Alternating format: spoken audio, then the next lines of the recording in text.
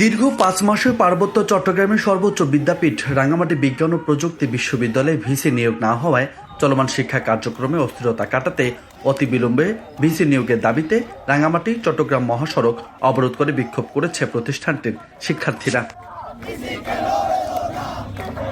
সোমবার বেলা ১১টা থেকে প্রায় ২.৫ ঘন্টা সড়কে অবস্থান করে আন্দোলনরত শিক্ষার্থীরা এ সময় উই ওয়ান্ট ভিসি স্লোগান দেয় তারা। আমাদের দফায় আমাদের ভিসি লাগবে, অন্যান্য ভার্সিটি সবাই ভিসি পেয়ে গেছে, বাট আমরা পাইনি। আমরা ৫ মাস ধরে ঢুকতেছি। আমাদের এখানে কোনো একটা ফ্যামিলি চালানোর জন্য তো মাথা লাগে, আমাদের ভার্সিটির মধ্যে আমাদের মাথা লাগতে নাই। তো আমরা কেন এভাবে ছলছাড়া হয়ে ঘুরবো? আগস্টের ৫ আগস্টের পর থেকে সব ইউনিভার্সিটিতে ভিসি নিয়োগ করা হলো। আমাদের ইউনিভার্সিটিতে কোনো ধরনের ভিসি নিয়োগ করা হয় না, প্রশাসন নাই, কোনো ধরনের প্রভিসি নাই, রেজিস্টার নাই। এই ভিসিতে পুরোটাই মর্গের মতো পরিণত হয়েছে। এদিকে শিক্ষার্থীদের আকস্মিক এই আন্দোলনে পুরো রাঙ্গামাটি শহরে তীব্র যানজটের পাশাপাশি দুর্ভোগময় পরিস্থিতিতে পড়ে নাগরিকরা।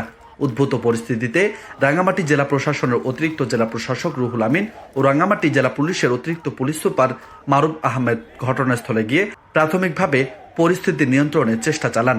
এতে শিক্ষার্থীরা আন্দোলন থেকে সরে আসলে বিষয়টি নিয়ে শিক্ষা মন্ত্রণালয়ের উপদেষ্টা দপ্তরের সাথে কথা বলেন তারা। এর আগে আন্দোলনরত শিক্ষার্থীরা জানায়, গত 18 আগস্টের পর সে সময় ভিসি পদত্যাগ করার পর দীর্ঘ সময় ধরে ভিসি না থাকায় রাবি প্রবীর অভিভাবকহীন হয়ে পড়েছে। এতে 72 ঘন্টার মধ্যে ভিসি নিয়োগ দিতে আলটিমেটাম দেন শিক্ষার্থীরা। ভিসি নিয়োগের ঘোষণা না দেওয়া পর্যন্ত বিক্ষোভ চালিয়ে যাওয়ার হুঁশিয়ারিও দেয় শিক্ষার্থীরা।